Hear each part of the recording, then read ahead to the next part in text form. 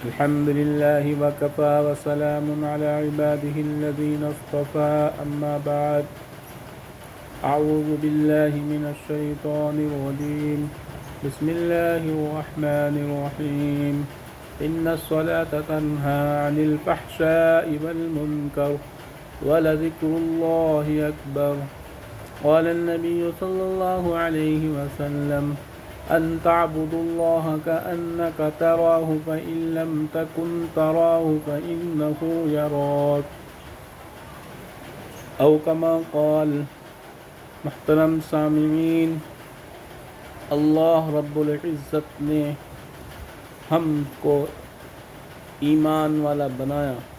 اللہ کا احسان و کرم ہے.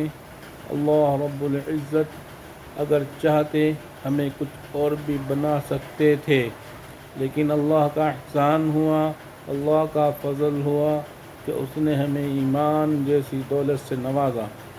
اس کے بعد اللہ رب العزت نے ہمیں آخر الزماں حضرت محمد مصطفیٰ رسول اللہ صلی اللہ علیہ وسلم کی امت میں پیدا فرمایا.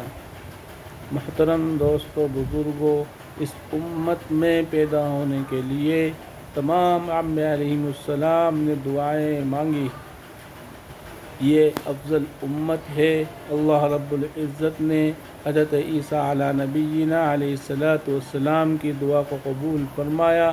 وہ اس امت کے آخر میں آئے گے امتی بن کر.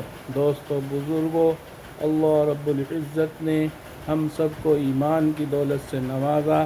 اس کے بعد اللہ رب العزت نے ہم پر نماز کو فرض کیا. وَأَقِيمُوا الصَّلَاةَ وَآتُوا الزَّكَاةَ. قرآن کریم کے اندر بار بار ارشاد فرمایا اللہ رب العزت نے، نماز قائم کرو، زکوٰۃ ادا کرو. یہ مقدس ماہ رمضان المبارک کا مہینہ گزر چکا ہے. ہم اس کے اندر نمازیں پڑھ رہے تھے، عبادت کر رہے تھے، لیکن اس کے بعد شیاطین کھل گئے، شیاطین کا دور ہو گیا، نمازوں کے اندر سستی ہو گئی، مسجدیں خالی ہو گئی. اب مسجدوں کے اندر جتنے نمازی تھے اس کے آدھے بھی نہیں رہے. دوستو، بزرگوں، ہماری یہ سستی اور کاہلی اور یہ ایمان کی کمزوری ہے. اللہ رب العزت نے ایمان کے بعد نماز کو فرض کیا. 5 وقت کی نماز ہم سب پر فرض ہے. وَأَقِيمُوا الصَّلَاةَ وَآتُوا الزَّكَاةَ. نماز کو قائم کرو، زکوٰۃ ادا کرو. اللہ رب العزت نے فرمایا. دوستو، بزرگوں، ہمیں اور سب کو نماز کی پابندی کرنی چاہیے. نماز ایسی ہو کہ نماز کے اندر جب ہم کھڑے ہو تو نماز کے اندر گمان ہو ان تعبدوا اللہ کأنک تراہ فإن لم تکن تراہ فإنہ یراک.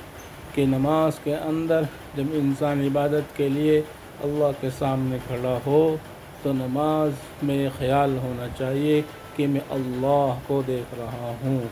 اگر یہ بھی خیال نہیں ہو تو کم سے کم ادنا درجے کا یہ خیال ہو کہ اللہ مجھے دیکھ رہا ہے. ایسی نماز ہونی چاہیے. اور نماز کے بعد جس طرح ہم اللہ کے حکموں کو، نبی کریم صلی اللہ علیہ وسلم کے طریقوں کو نماز کے اندر پورا کرتے ہیں، تو اسی طریقے سے ہم نماز کے باہر بھی پورا کرنے والے بنیں. ان الصلاۃ تنہی عن الفحشاء والمنکر. بے شک نماز روکتی ہے بے حیائی اور برے کاموں سے. یہ نماز ایسی ہونی چاہیے کہ ہمیں بے حیائی اور برے کاموں سے روکے. خشوع اور خضوع کے ساتھ ہم نماز کو ادا کریں. نماز انتہائی درجے تک پہنچے. نماز کے 10 حصے ہوتے ہیں، نماز کے 10 درجے ہوتے ہیں، لیکن دوستو، بزرگوں، ہمارا خشوع اور خضوع اس درجے کا نہیں ہوتا. کم سے کم ہم اللہ کا دھیان اور توجہ رکھتے ہوئے اپنی نمازیں ادا کریں، نمازوں کی پابندی کریں. رمضان المبارک کا مہینہ چل رہا تھا، ہم اس کے اندر جیسے نمازیں پڑھ رہے تھے اسی طریقے میں غیر رمضان کے اندر بھی ہم پر نماز فرض ہے. ہم نمازوں کی پابندی رکھیں، نماز اپنے وقت پر پڑھے. ان الصلاۃ تنہی عن الفحشاء والمنکر. نماز کے اندر جس کاموں سے روکا گیا، نماز کے باہر بھی ان کاموں سے روکے. دوستو، بزرگوں، اللہ کے حکموں کو پورا کریں اور نبی کریم صلی اللہ علیہ وسلم کی طریقے کو اپنی زندگی کے اندر لائے۔ من تمسک بسنتی عند فساد امتی فلہ اجر 100 شہید او کما قال علیہ الصلاۃ والسلام۔ اللہ کے آپ صلی اللہ علیہ وسلم نے فرمایا اس حدیث شریف کے اندر کہ میری امت کے فاسد ہو جانے کے بعد جو میری ایک سنت پر بھی عمل کرے گا اس کو 100 شہیدوں کے برابر اجر و ثواب ملے گا۔ دوستو بزرگوں، ایک شہید کا درجہ ایسا ہے کہ ایک خون کا قطرہ گرنے سے پہلے اللہ اس کی مغفرت کر دیتے ہیں۔ دوستو بزرگوں، صحابہ کرام رضی اللہ تعالیٰ عنہم کی یوں ہی نہیں تعریف فرمائی اللہ کے نبی نے۔ صحابہ کرام اللہ کے نبی کی ادنا سے ادنا سنت کو ڈھونڈ کر اتباع سنت ادا کرتے تھے، اور ہم سنت کو سنت سمجھ کر چھوڑ دیتے ہیں، یہ گمراہی ہے۔ کل بدعۃ ضلالہ، ہر بدعت ضلالت ہے، کل ضلالۃ فی النار، کہ ہر گمراہی جہنم میں لے جانے والی ہے۔ دوستو بزرگوں، ہم اللہ کے نبی کی ایک ایک سنت کو زندہ کرنے والے بنے، جیسا کہ صحابہ کرام رضی اللہ تعالیٰ عنہم اللہ کے نبی کی ایک ایک سنت زندہ کرنے والے بنے۔ اسی لیے اللہ کے نبی نے فرمایا اصحابی کالنجوم فبأیہم اقتدیتم اہتدیتم، کہ میرے صحابہ مانند ستاروں کے ہیں، جس نے ایک کی بھی اقتدا کر لی وہ ہدایت کو پالے گا۔ دوستو بزرگوں، آپ صلی اللہ علیہ وسلم نے صحابہ کی تعریف یوں نہیں فرمائی۔ صحابہ رضی اللہ تعالیٰ عنہم نے اپنا جان اور مال اور وقت اللہ کے حکموں کو اور نبی کریم صلی اللہ علیہ وسلم کے طریقے کو اپنانے میں اپنی زندگی کا خاتمہ کر دیا۔ صحابہ فرماتے ہیں تعلمنا الایمان ثم تعلمنا القرآن، کہ ہم نے پہلے ایمان کو سیکھا پھر قرآن کو سیکھا۔ دوستو بزرگوں، ہم تو آج نہ ایمان سیکھتے ہیں نہ قرآن سیکھتے ہیں۔